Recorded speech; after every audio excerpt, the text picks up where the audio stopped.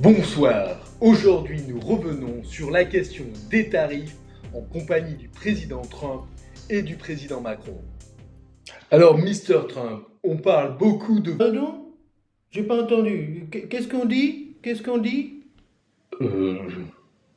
Merci. Voilà, un peu de gratitude. Excuse-moi, Vincent Moscato, que faites-vous là? Putain, j'étais à côté là, j'étais à côté là pour une revue Sport et Pastaga. Puis putain, je vois une citrouille là avec un pastis sur la tête et je me suis dit, il doit fêter Halloween là, les cons. C'est une émission politique, je ne suis pas sûr que ce soit dans vos compétences. Attends, moi je la connais la politique. À vrai, c'est les Français qui se tôt, qu'on retrouve à 10 heures au PMU avec un petit blanc. Avec la France. Attends, mais moi les tarifs, c'est pas le problème. Si les Américains, ils achètent plus de pinard, ça fera plus pour nous. Bon, revenons au sujet.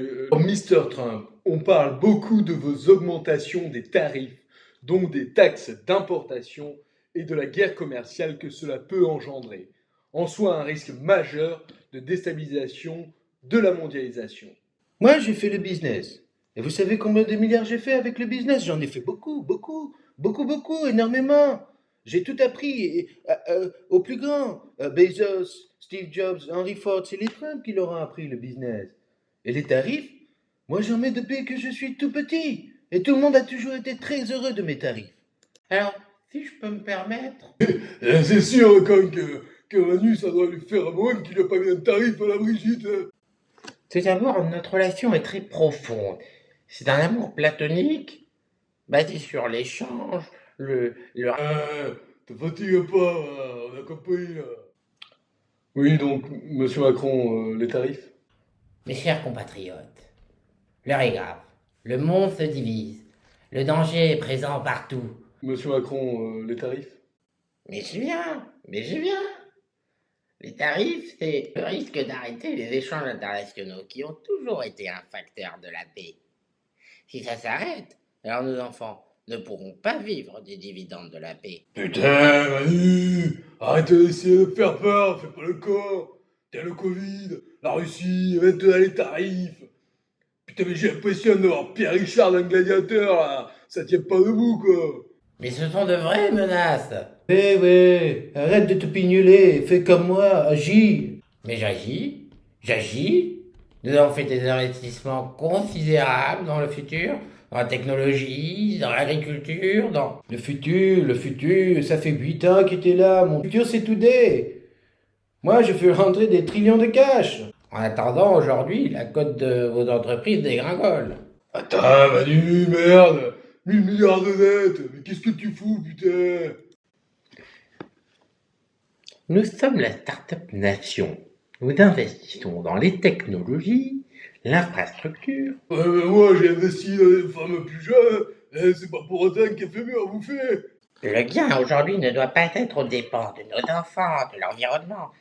Et puis, on a eu le Covid. Il est tout petit, il est petit. Il est petit, hein. Les petits trouvent des excuses. Moi, je trouve des solutions, de belles solutions. Oh putain, qu'est-ce qui t'a mis dans la gueule, là? Ça me rappelle ça, Phalange contre Perpignan. Putain, elle aurait tellement d'estronché la gueule qu'ils ont bouffé la compote pendant un mois. Pour ça, putain, tu pouvais plus trouver une pompote au supermarché. Revenons au sujet, donc les tarifs, quels sont les risques? Pas de tarifs. Et la Chine nous nique. Avec les tarifs, on reconstruit en Amérique. Tiens, Manu, hein, amuse-toi, Manu, toi, à enlever les tarifs sur les EV chinois. Alors, la Chine, c'est différent. C'est un régime autoritaire. Oui, deux poids, deux mesures. Notre émission touche donc à sa fin. Les tarifs en soi visent pour les Américains à développer leur production interne en donnant un avantage aux produits fabriqués sur le territoire américain. La vitesse à laquelle le changement se passe crée des tensions et des risques économiques pour la mondialisation. Les réductions des échanges mondiaux pourraient nous tourner à terme vers un monde où les pays vivent en autarcie. La démondialisation pourrait accentuer sérieusement les risques de conflits internationaux, car lorsque l'on coupe les échanges, le manque peut entraîner la guerre. En bref, deux visions, une américaine de businessman qui pense à aujourd'hui en oubliant le futur, et une vision franco-européenne utopiste qui pense à demain en oubliant aujourd'hui. Bonne soirée à tous.